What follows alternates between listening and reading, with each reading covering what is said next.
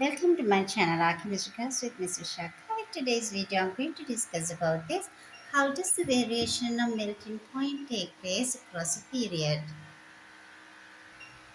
When concerning the melting point, it's very important to find what is the structure and the bonding of each element. So it is being found now lithium and the beryllium, they do produce ionic compounds with oppositely charged ions. So it is all these four are solids, and the from nitrogen onwards, nitrogen, oxygen, fluorine, neon are the gases. Out of that, this is outstanding. This is exist as monoatomic. We call it the monoatomic substance. But all these three are diatomic molecules. Diatomic molecules and monoatomic substance. So obviously, melting point when you concern, it depends on the structure and the bonding. So in questions in the past papers, if you go through, you can see explain in terms of structure and the bonding. That's how the questions begins. Now you can say that lithium, beryllium, boron, carbon, I have taken the period 2. These are solids. And out of this, the carbon is the extraordinary. It's outstanding because it is the giant atomic structure. So obviously it is that according to the structure, so these are the metals and this is a non-metal again, but compared to boron, carbon is having 4 bonds around each and it can produce giant atomic structure which is extraordinary.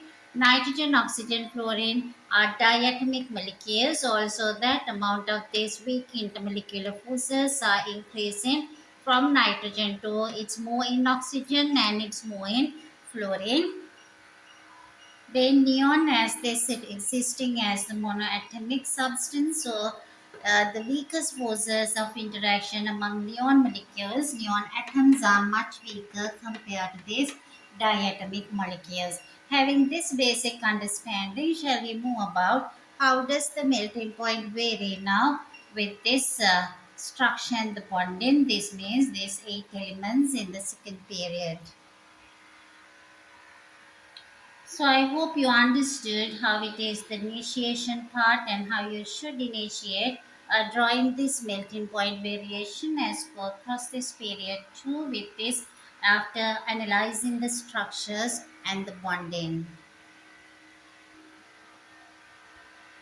Axes are marked now, so obviously we start with the lithium, so that compared to lithium, beryllium has to have little bit of higher value and the boron should be higher because it is also a giant structure, but it is the outstanding, it is for carbon. And the nitrogen being a gas, so I can start with this lithium and the beryllium, and it should be less than lithium, the nitrogen, it should be somewhere here, the nitrogen, and the oxygen should be slightly higher, fluorine even little bit higher, and this the as it reaches to neon being the least as it is the monoatomic substance. So this is how you can see the variation of melting point across this period 2. Very similar way you can draw this graph with the period 3 as well. We see how does it change as it reaches to period 3. This is the period 2. We'll see it would be much similar, but we'll see how does the structure and the bonding vary. This is how this the period 3 elements do vary. Sodium, magnesium, aluminium are metals, silicon giant structure, giant atomic structure. Phosphorus and sulfur are solids but simple molecular solid. Chlorine and argon are the gases. So now we can see how does the melting point vary for period 3 elements. If the sodium has a value, magnesium higher, aluminium higher, and the silicon should be the highest one, and the phosphorus is supposed to be much less here because it is this covalent substance, simple molecule, a little bit higher. Fluorine being a gas and the argon being the gas, and this is the variation happens, and this is how period 3 elements do vary. I hope you understood this and hope to meet up you soon with another video. Thank you for watching the video.